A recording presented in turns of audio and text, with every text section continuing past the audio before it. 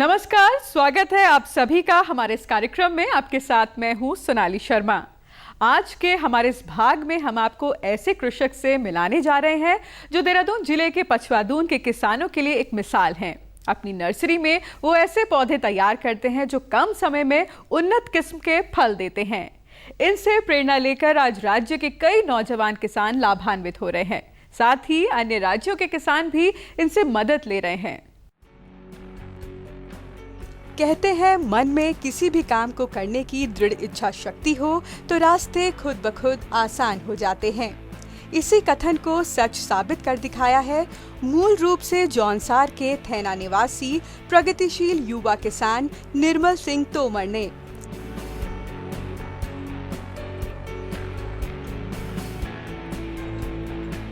दरअसल जौनसार से सटे पछवादून के धर्मावाला गांव में उन्होंने अपनी निजी भूमि पर नर्सरी विकसित कर खेती बागवानी को अपने जीवन का आधार बना लिया है।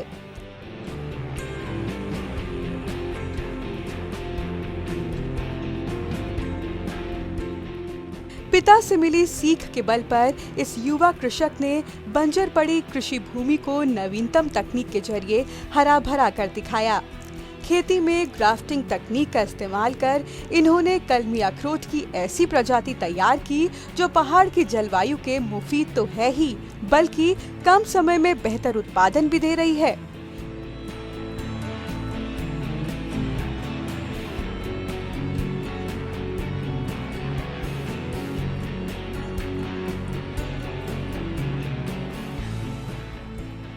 विदेशी व स्थानीय प्रजाति के कलमी अखरोट के अलावा उन्होंने वैज्ञानिक तरीके से कलमी नींबू, आम, आड़ू, खुमानी, अनार, बादाम, अमरूद और नाशपाती के साथ अन्य पहाड़ी फलों के पौधे भी तैयार किए। जो ये आम का पौधा आप देख रहे हैं, ये बीजू था वाइल्ड। ये आम खाया होगा, गुठली जमी है उसकी, और इस पे बहुत छोटे छोटे आम लगते थे। और इस तरीके से हमारे किसान भाइयों के यहाँ, किसी के यहाँ भी ये पौधे हो सकते हैं। और हमने इसको कोशिश करी है कि लोग क्या करते हैं, पौधों को जड़ों से काट के अलग फेंक देते हैं, जबकि पौधों को जड़ों से नहीं काटना चाहिए। मात्र अभी मैंने लगभग एक महीना भी नहीं, 20-25 दिन पहले मैंने इसको हेडबैक बोलते हैं हम इसको, पुराने पौधों का जीर्णोद्धार हमने ऊपर से काटे। और इसको ये रिंग होता है कि ये रिंग छोड़कर काटते हैं हम इसको। और रिंग छोड़ने के बाद अभी आप ये रिंग यहाँ पे है जी, तो इसको यहाँ पे थोड़ा बिल्कुल इस वाले पोर्शन से हम इसको काट देते हैं, इतने पोर्शन से। तो हमने इसको पूरा हेडबैक बिल्कुल काट दिया, इसमें कोई पत्ती नहीं थी। और आप देख पा रहे हैं आज लगभग ये 15 दिन के बाद का इसमें इस तरीके से निकल आया है। वाटर शूट बोलेंगे इसको। अब हमने क्या करना होता है, इन्हीं पौधों को हम अच्छी प्रजातियों में, जैसे आप वैरायटीज़ देख रहे थे कलर्ड वैरायटी, उसमें अगर हम चाहें कि हम भी अपने लिए कलर्ड वैरायटी तैयार करें तो इस तरीके से कर सकते हैं। और इसमें लेकिन हमारे को सारी टहनियाँ नहीं छोड़नी होगी, ये बड़े आसानी से टूट जाती हैं। ये आपको निकालना होता है, इसको हम थिनिंग करते हैं, ये सिलेक्शन करना होता है इस तरीके से, ताकि इसको समान मात्रा में धूप, हवा ये सब मिल पाए। अब आप देख रहे हैं ये कमरा आपने 3 छोटी हुई है जी, 3, 4, 2 हम चाहें तो छोड़ सकते हैं। तो इससे क्या बेनिफिट होगा, अब इसके बाद हम लोगों ने जब ये पेंसिल थिकनेस हो जाए, उसके बाद जो अच्छी वैरायटी का आपका पौधा है उसके बर्ड्स, साइन स्टिक्स, इस टाइप का साइन स्टिक्स हमको लेना होता है 6 इंच का, फिर उसको यहाँ से कट करके बांध के हम लगा देते हैं, है ना। तो अब ये पुरानी वैरायटी का पौधा था, मूल वृंत इसका वही रहा। अब जो इसमें वैरायटी हमने तैयार करी, जो आपकी पसंदीदा वैरायटी हो, वो आपने इस पर ग्राफ्टिंग करी। पहाड़ की जलवायु के हिसाब से कलमी अखरोट और नींबू की खेती ग्रामीण किसानों के लिए बेहद फायदेमंद है। इससे जंगली जानवरों से फसल को नुकसान पहुंचने का खतरा भी नहीं रहता और किसान को अच्छा लाभ भी मिलता है। इसके अलावा उन्होंने ठंडी जगहों पर होने वाले सेब को मैदानी इलाकों में उगाने का करिश्मा भी कर दिखाया।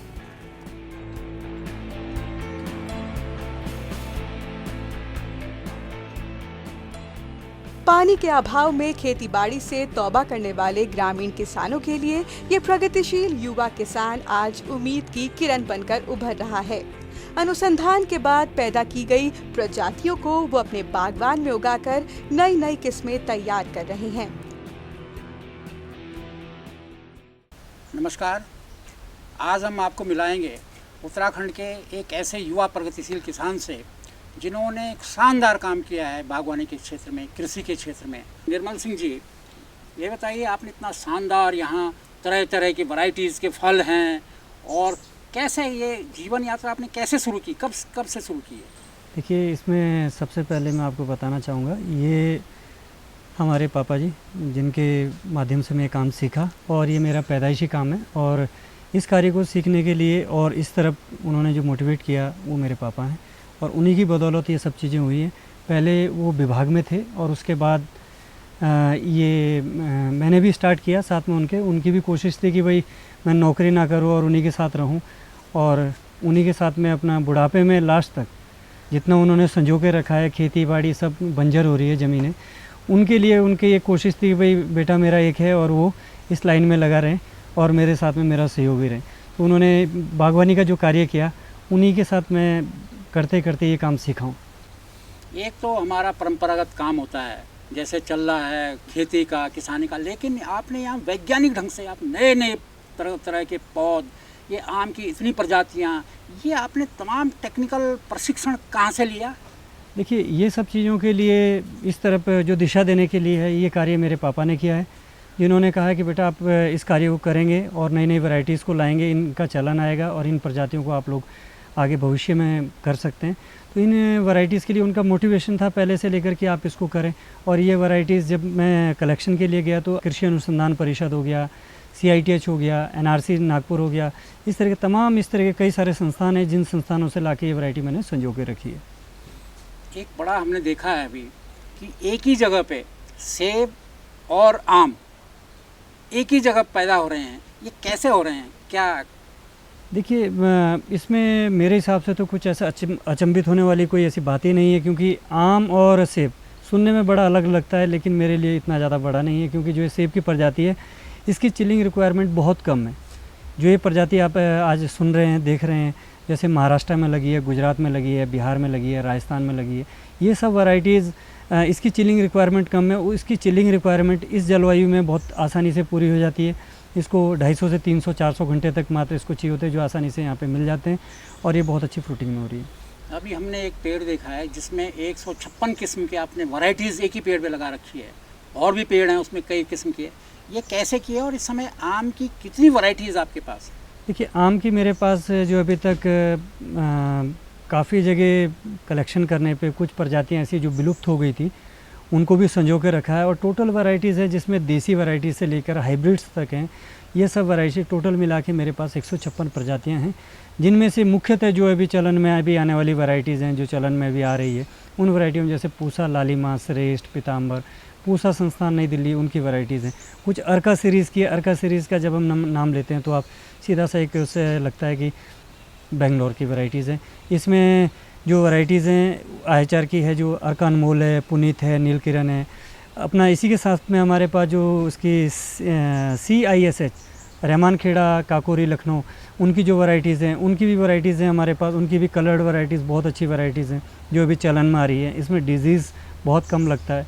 तो कई सारी वैरायटीज़ हैं जो संस्थानों ने लाई और लगाई, और अपने यहाँ मेरी भी कोशिश रहती है जितने भी संस्थान नई रिसर्च हो रही है वैरायटीज़ की, उनके 2 या 4 पौधे या 5 पौधे या 1 पौधा मुझे ज़रूर मिले, ताकि उन पौधों से मैं इसको आगे मल्टीप्लाई कर सकूं और अपने क्षेत्र में ये प्रजातियाँ आगे और इसको बढ़ावा मिल सके। नहीं तो वैरायटीज़ रिसर्च की हमारे संस्थानों के पास बहुत सारी है, लेकिन आज तक कोई ऐसा माध्यम नहीं बना कोई बीज का कि जो राज्यों में जाएँ वो प्रजातियाँ जो किसानों तक पहुँचे तो उसको मल्टीप्लाई और लार्ज स्केल पे। जैसे आज अमरपाली की हम बात करें तो संस्थानों तक ही रह गई है, लेकिन यह किचन गार्डन तक रहेगी। कॉमर्शियल वैरायटी तब ये हो सकती है जब इसको आम आदमियों पे इस पे लगेगी प्रजातियाँ, किसानों के पास ये वैरायटीज़ जाएगी कुछ किसानों तक। आगे जो प्रगतिशील किसान है उसको लगाएंगे, आगे करेंगे, उसको देखेंगे, तभी जाके प्रजाति आगे हो सकती है।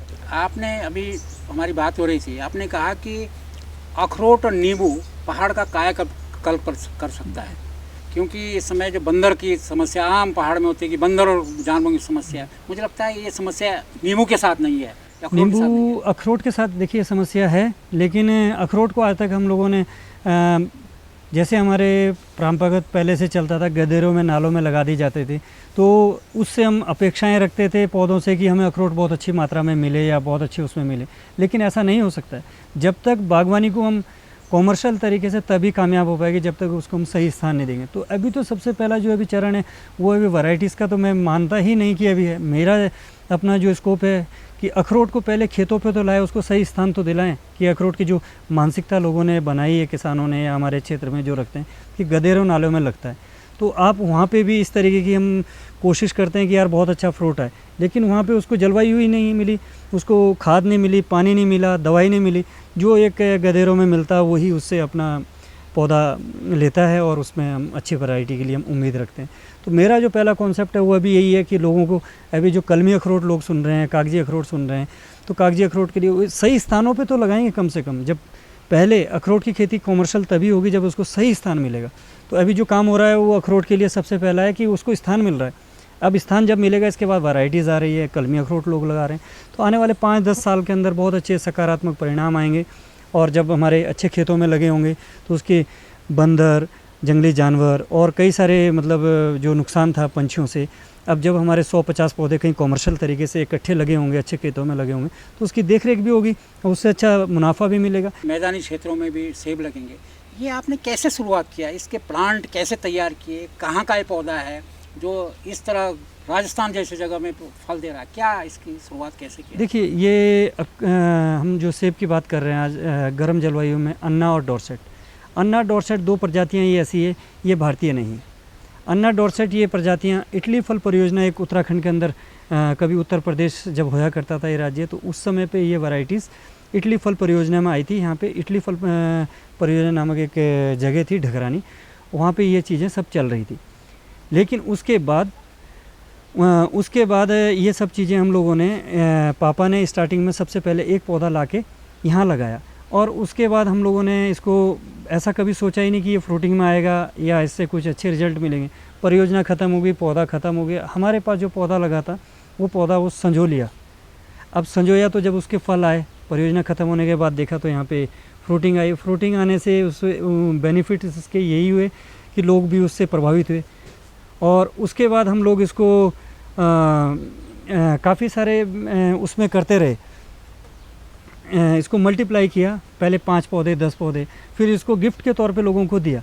आज देखते देखते ये वैरायटीज़ लगभग ज़्यादा नहीं तो 10-12 राज्यों में ये वैरायटी पहुंच चुकी है, और इसमें फ्रूटिंग भी आ रही है। बहुत अच्छे सकारात्मक परिणाम है इसमें। महाराष्ट्र, गुजरात, बिहार, राजस्थान और उन किसानों के यहाँ भी, हमारे यहाँ तो एक ही बार ये फ्रूटिंग आती है। और अब नया प्रयोग जो मेरे लिए भी अनुभव नया मिला, वहाँ की जलवायु ठंडी नहीं होती है, उनके यहाँ 2 बार फ्रूटिंग आ रही है।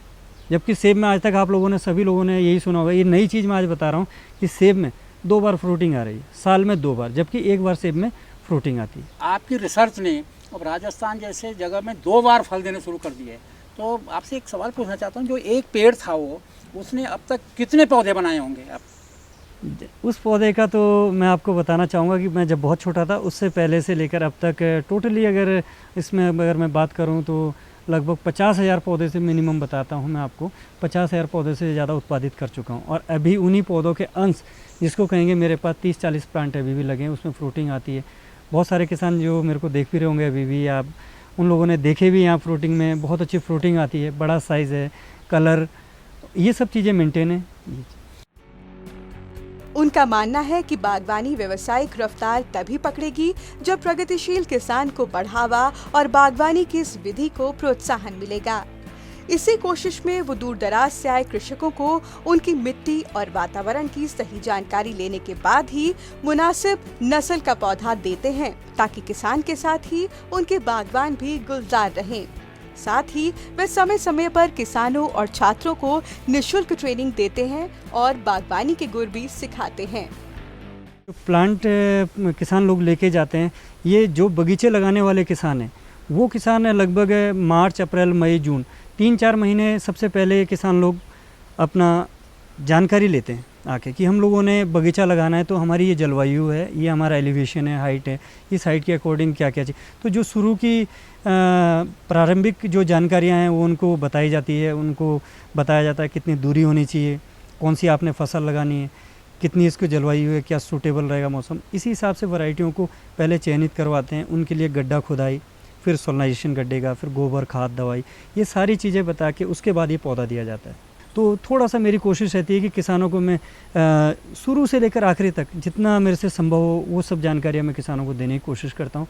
पहले यहाँ पे देता हूँ, फिर उसके बाद अगर किसानों को कोई समस्या आती है तो व्हाट्सएप के माध्यम से मैं कोशिश करता हूँ कि उसका समाधान करूँ। फिर जो कुछ समस्याएं ऐसी होती है कि जिसमें मुझे लगता है कि शायद मुझे भी किसी से कुछ नया बिल्कुल यूनिक कुछ इस टाइप का हो, तो उसमें मेरे वैज्ञानिकगण भी मेरी हेल्प करते हैं। और मेरी कोशिश रहती है मैं फील्ड में जाके किसानों को जो समस्याएं उनकी वहाँ पे समाधान करने की कोशिश करता हूँ। फील्ड में जब खाली समय हो तो मैं जाता हूँ, तो किसानों को एक उसमें मनोबल भी बढ़ता है उसको कि भाई हमने जो काम किया उस पर नंबरिंग देने के लिए आए हैं कि भाई कितना अच्छा किया है, कितना बेकार, और क्या हमें करना चाहिए। तो कोई गलत रास्ते में जाने के बजाय उसको सही रास्ते में जाने का एक काम भी हो जाता है। ये जो मेरा पौध का कार्यक्रम होता है, पौध के साथ में ये ट्रेनिंग का ही कार्यक्रम है। सबसे पहले मैं आपको बताऊं ये ट्रेनिंग का है। दूसरा जो स्पेशल ट्रेनिंग लेने के लिए किसान आते हैं या कोई किसान बोलता है कि भाई हमें ट्रेनिंग चाहिए, तो मेरी कोशिश रहती है 30 से 35 लोग, इतनी मेरे पास व्यवस्था है। जिस जगह पे हम आज बैठे हैं इसी जगह पे मैं अपना ट्रेनिंग प्रोग्राम चलाता हूँ। इसमें फ्री ऑफ कॉस्ट कॉलेजेस के बच्चे जो BSc हॉर्टिकल्चर, MSc हॉर्टिकल्चर, इन लोगों को मैं कोशिश करता हूँ कि इनको भी ट्रेनिंग दूँ और वो लोग आते हैं फ्री ऑफ कॉस्ट। फार्मर्स है, फार्मर्स के ग्रुप्स हैं, और जितनी संस्थाएं हैं वो संस्थाओं के लोग भी, कोई संस्था के माध्यम से आता है तो कोई अपने पैसों के खर्च पे आता है। हर तरीके से अलग अलग से जिस भी माध्यम से आता है, तो मेरे 2-3 महीने रहते हैं। उन महीनों में मैं ट्रेनिंग के लिए कोशिश करता हूँ कि ट्रेनिंग करवाऊँ लोगों को, और उस समय मैं ट्रेनिंग यहाँ करवाता हूँ। प्रैक्टिकली लोगों को यहाँ पे ये सब चीज़ें देखने के लिए मिलती है।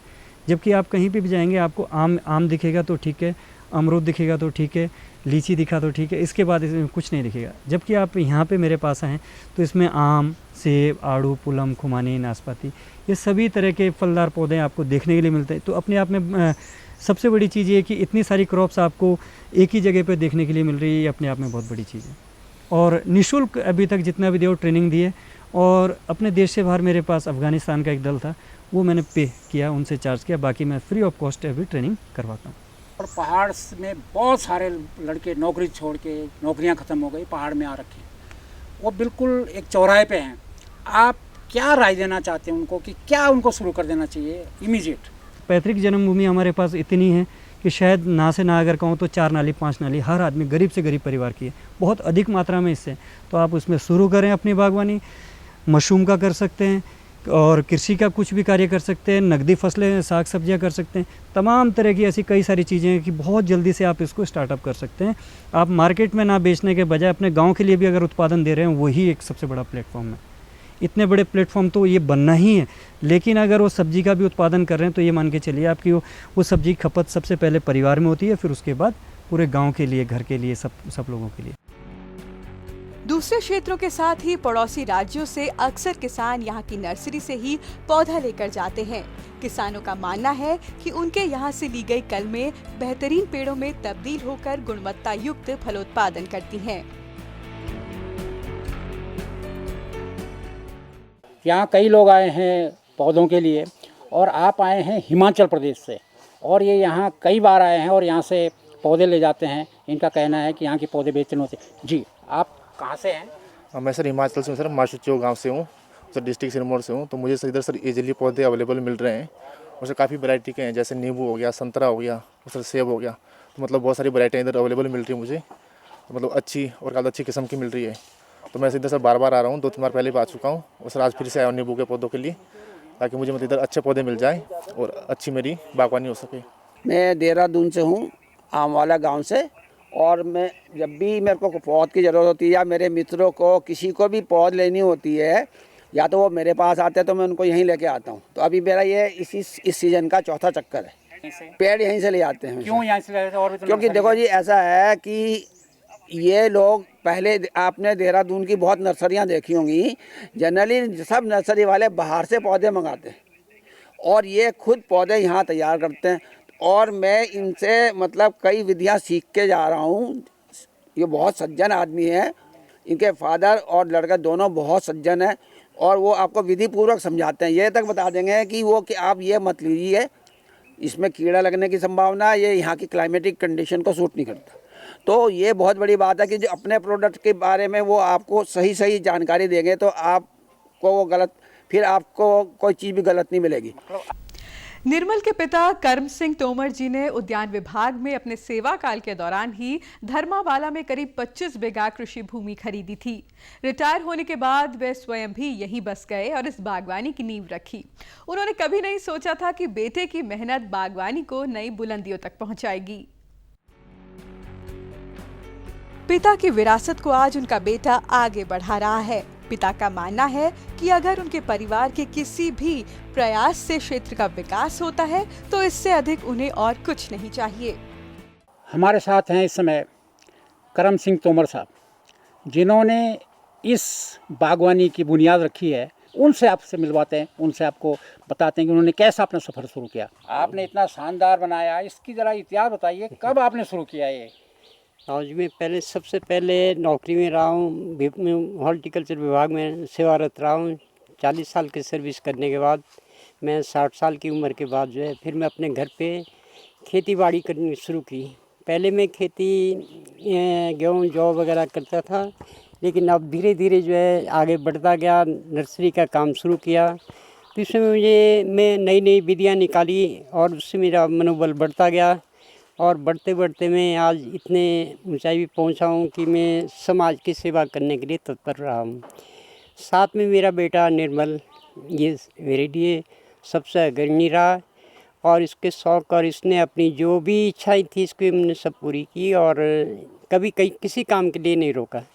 इसका मनोबल बढ़ता गया और इसने पूरे भारत के भ्रमण किए और इस भ्रमण में नई नई प्रजातियाँ, नई नई चीज़ें ला करके यहाँ सजोई है, जो कि आज इलाके के लिए काम आ रही है। और मतलब इलाके के लोगों को बाहर जाने की ज़रूरत नहीं। सभी भारत के नए नए वैज्ञानिकों ने जो नई नई वैरायटियाँ निकली, नई नई तकनीकें निकाली हैं, वो आज जो ज्ञान लोगों को भी बांट रहा है। और इसके साथ दोनों बाप बेटे दोनों सहयोग कर रहे हैं और जौनसार वावर के लिए भी इसमें काफ़ी फ़ायदा हुआ, क्योंकि हर किसान, हर काश्तकार को बाहर नहीं जाना पड़ रहा है और सारी चीज़ें यहीं भी मिल रही है। जैसे शीतकालीन पौधा है, वर्षाकालीन में है, तो 2 सीज़न रहते हैं हमारे, एक शीतकालीन और आजकल जो वर्षाकालीन चल रहा है। तो वर्षाकालीन में जैसे आम, अमरूद, लीची, संतरा, माल्टा, मौसमी, किन्नौ आदि बहुत सारी प्रजातियां हैं, जो कि सभी चीज़ें हम यहाँ पे तैयार कर रहे हैं अपने हाथों से और ये इलाके के क्षेत्रों के काम आ रही है। और सबसे ज़्यादा जौनसार वावर के लिए हमें नींबू पे जोर दिया, नींबू और अखरोट कलमी पौधा। इससे हमें देख रहा हूँ कि इलाके में इस साल जो है इतनी बड़ी भारी जागृति आई कि जो हमने आज तक कभी सोचा भी नहीं था। और शुरू में ये नींबू से हमें जौनसार वावर को प्रेरित किया और लोगों को जब इसका बहुत अच्छे रिजल्ट मिले तो एक दूसरे से जानकारी मिली लोगों को और उस जानकारी से लोग सभी जागृत हुए। इस साल हमने देखा जौनसार वावर के बावर से और जौनसार तक के पूरे लोग जो है यहाँ से लाखों की तादाद में नींबू ले गए और उनको सारी जानकारियाँ बताई इसके बारे में। और जो जिन लोगों ने पहले नींबू लगा रखे थे उससे लोगों को बहुत जागृति आई है। और इस जागृति से फ़ायदा क्या हुआ कि जो आज पलायन हो रहा है, हो सकता है 5-10 साल में अगर हमारी मेहनत भी इसी तरह रही कामयाब तो इलाके में बहुत कुछ अच्छा हो सकता है। पलायन शायद कुछ रुकेगा और धीरे धीरे हमारी जागृति यही रहेगी साहब कि हम इलाके के लिए कुछ और भी काम आएँ। युवा कृषक निर्मल तोमर साल 2013 से अखरोट, आम, अमरूद, आलू बुखारा, नाशपाती, लीची, बेल, गेहूं और कई प्रकार के फलों और फूलों की खेती कर रहे हैं। उन्होंने धर्मावाला स्थित अपनी कई एकड़ जमीन पर 15 फल प्रजातियों की 220 से अधिक किस्म की फसलें तैयार कर दी हैं।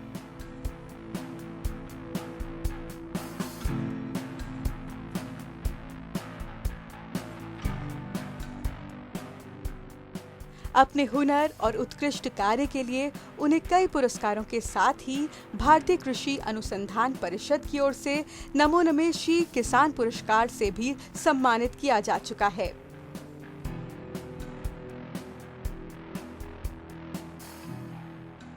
कम समय में उन्नत किस्म के फल देने वाले पेड़ों की पौध तैयार करने वाला ये किसान बागवानी के विकास का एक जीता जागता उदाहरण है। इनका परिश्रम न सिर्फ बागवानी को नई बुलंदियों तक पहुंचा रहा है, बल्कि इनसे प्रेरणा लेकर राज्य के कई नौजवान किसान भी कृषि के इस क्षेत्र में अपनी किस्मत आजमाकर लाभान्वित हो रहे हैं। खेती से आर्थिकी सुधारने के लिए वो जौनसार बावर, गढ़वाल, रवाई घाटी, जौनपुर और बंगाड़ क्षेत्र के कई गांव का दौरा कर ग्रामीण किसानों को निरंतर जागरूक कर रहे हैं। उम्मीद करते हैं आपको आज का कार्यक्रम पसंद आया होगा। फिलहाल के लिए दीजिए इजाजत। नमस्कार।